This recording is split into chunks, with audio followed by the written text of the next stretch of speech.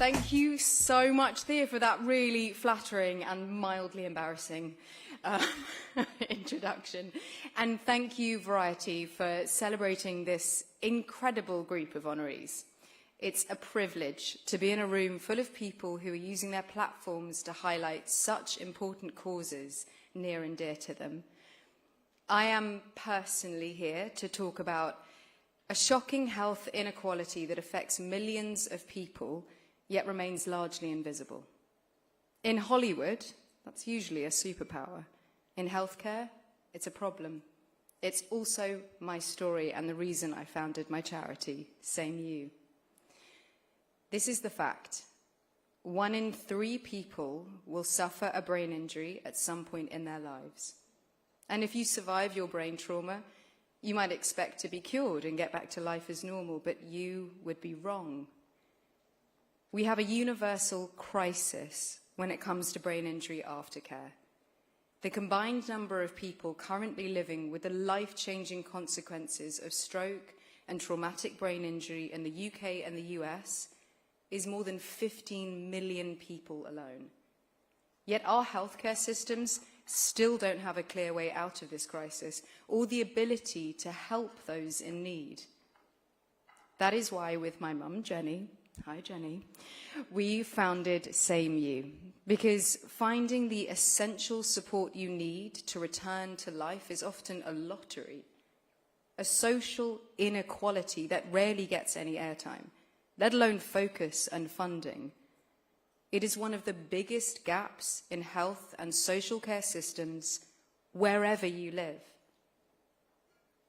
I was 22 when I suffered my first brain hemorrhage, 24 when I had my second. I was also 22 when I filmed the first season of Game of Thrones, and 24 when I made my Broadway debut. I'd like to blame my brain hemorrhage for the bad reviews, but it happened after we'd closed early. 15 years after my first bleed, I have the hindsight to see how difficult that time truly was. I never had the chance to reflect on what my 2 brain traumas had done to me because I could walk, talk, be myself, remember my lines, and was back on camera within weeks of both brain injuries. I was fine, right? I ignored what was going on with my hormones, or rather my lack of them, my extreme fatigue that no one else I knew in their 20s suffered.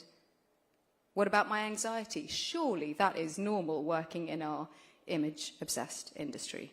Breaking a rib after filming a sex scene? Well, maybe that was his fault. But sometimes even blacking out after long night shoots, the pain all over my body, I didn't even think I should find out why.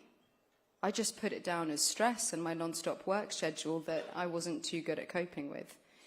I thought I had been fixed. So did my doctors. None of us could see the pattern, so I just blamed myself. It never occurred to me that maybe the problem wasn't me, that it was because brain injury is extraordinarily complex, and we're still only beginning to understand the impact it can have long after you've supposedly recovered. What usually happens when you're rushed to hospital with a brain injury is that doctors do everything possible to save your life. They stop the bleeding, remove the clot, find the source, cut it out, stitch you up and send you home. But what many people don't realize is that whatever symptoms remain, physical, cognitive, emotional, linguistic, the consequence is unresolved trauma. And there are simply too few neuropsychologists and specialist rehabilitation services for that reality to change without a major shift in priorities.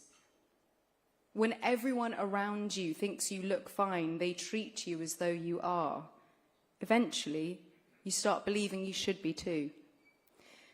I often compare brain injury today to where cancer was a century ago.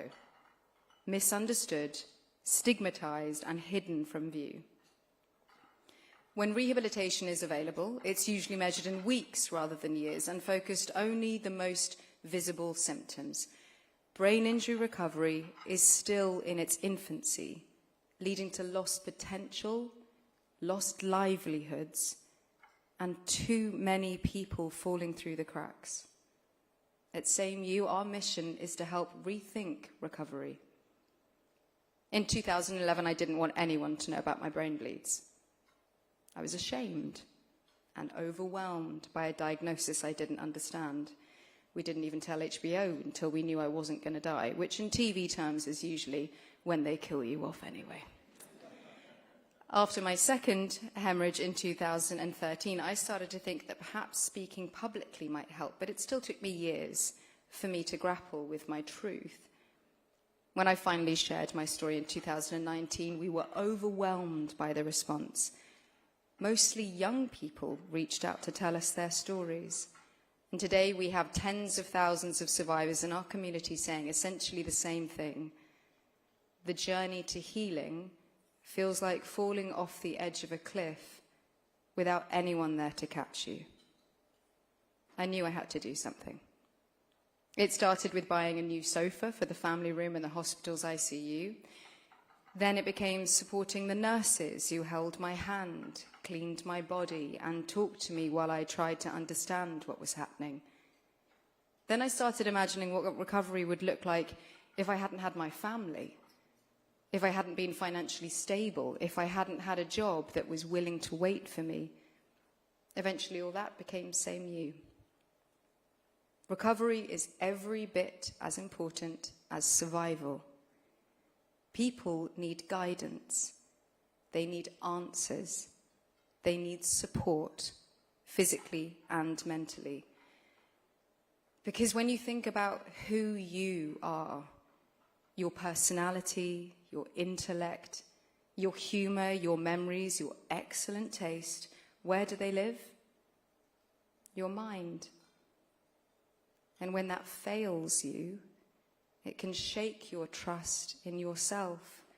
It can leave you frightened and convinced that you will never be who you were again.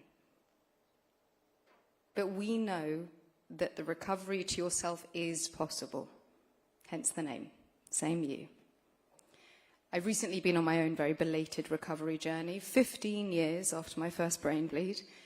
Through the guidance and help of the extraordinary David Petrino at Mount Sinai in New York, I now have the energy and positivity I had in my 20s. This was a journey, not a miracle cure. 1 in 3 of us will suffer a brain injury in our lifetime. It's an awful lot of people living with life-changing consequences. So if it happens to you or someone you love, they deserve a way forward. Thank you for giving me this platform to tell my story. Thank you to the tens of thousands of SameYou survivors who continue to inspire us every day. And thank you so much for listening.